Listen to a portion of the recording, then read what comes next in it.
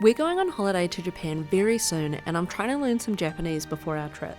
I recently read an article about how video games are a great way to help you pick up a language, so Ghostwire Tokyo came at the perfect time. But you're not here to hear about me, you're here for the game. You begin at the very famous Shibuya crossing, and in a flash, nearly every living human in Tokyo disappears as a menacing fog starts to creep in. As Tokyo is overrun by hostile visitors, it's up to you to get to the bottom of the mysterious vanishing and stop the masked figure that's responsible. I'd absolutely be lying to you if I didn't admit I was terrified playing this game. If you've ever been to Tokyo, this game feels so realistic that it's just a little bit too close for comfort. However, apparently this is an action game and not a horror game, so it's all going to be fine, right?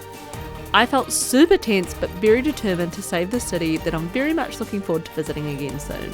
Safe to say, if it's foggy while we're in Tokyo, I'll probably be staying inside.